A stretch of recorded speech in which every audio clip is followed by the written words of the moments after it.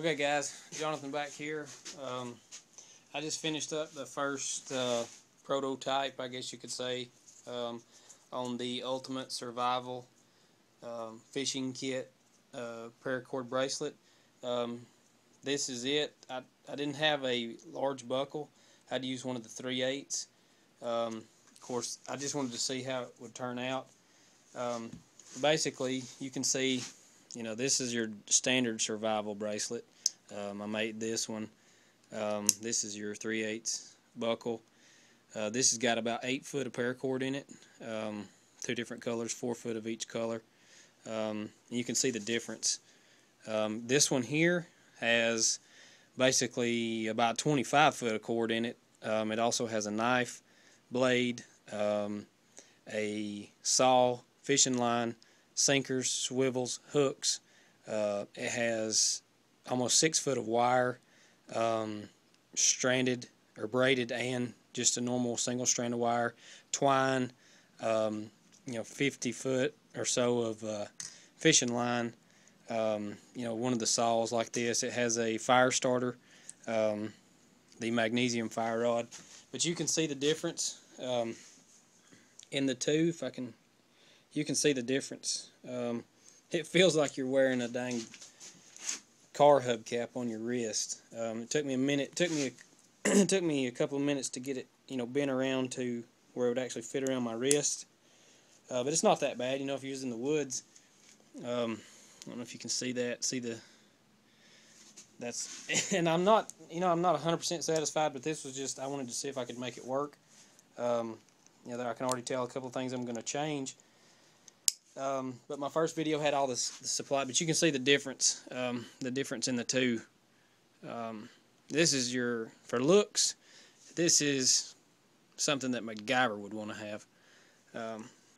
But anyhow, like I said before, that's just the prototype. I'll make a couple more when I get some different stuff in.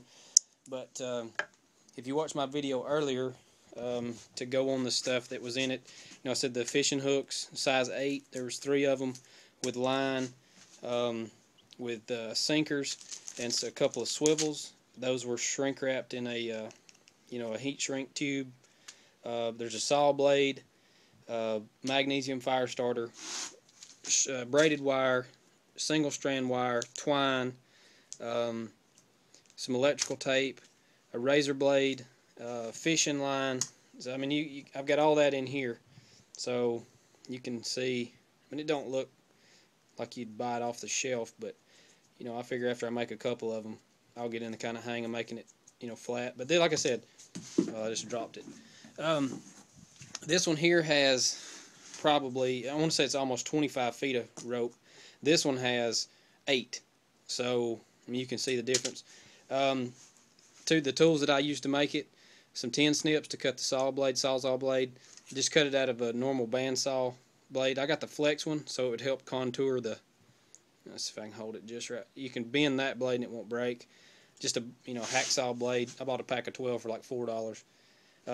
Needle nose pliers, lighter that helps burn the rope so it won't fray out. Something that y'all may can use. When I started tying a bunch of the normal paracord bracelets, I made a jig.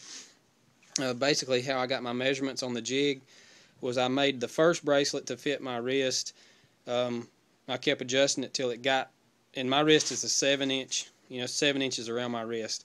If you're going to do a bracelet like this, I measured this one 8.5, and it fits just right. So if you're going to put this much stuff in it, I would say add 1.5 inches to get a good, decent fit.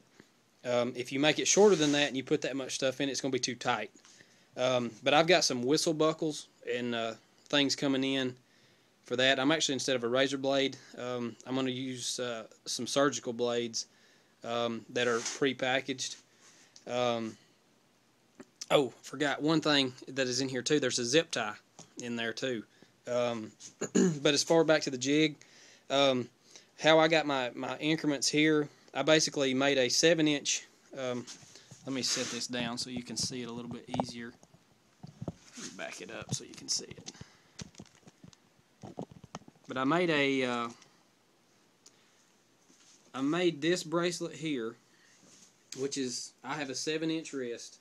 You know, then I made a board that's got 2 slots in it. If that's shaking the camera, I'm sorry, but it won't take me just a second. But I made a board with 2 slots. And then, now I can show you. You can see this board's got some, you know, just some slots. I cut them out with a jigsaw. A bolt, wing nut, all the way through with a block that's got a little hook, like a hanging type hook. You can see like that one there. That hooks into the clasp. And then I pull it tight, tighten it down, and then where that rests is 7 inches. So I knew, as far as the distance between, I knew that would be 7. So then I took a tape measure, and I'll show you on this side. I took a tape measure and laid it out and marked it in 1 inch, you know, half-inch increments, so that'll give you an idea. You know, if you need a 8-inch bracelet, then you would put the block on, or whatever you use to mark that position, on that number. Now your hook will be in a different place, but the way this is made, this will show you, you know, whatever. If you need to make a 5-inch bracelet, move it up to 5, and where you put the clasp in these hooks, that will give you the distance. You don't have to build it exactly like this, but you can use that same tool to get an idea. Once you measure your wrist and you find a bracelet that fits, you can put it on a board like this, mark it for whatever measurement you have, and then you can use that to gauge how big or how small you need to make one. I'm going to make another one of these ultimate, the big ones with the whistle buckle. I'm going to somehow put a compass in there. This thing is massive. I mean, you can see, I mean, it's huge. But again, it's got so much crap in it, I mean, that you could use if you actually needed to survive. So, and I apologize for the camera being so shaky, doing it off the cell phone. But feel free to comment, rate, subscribe. I'm gonna be doing, you know, a couple of these. If you got any questions, you know, post them and I'll try to answer it.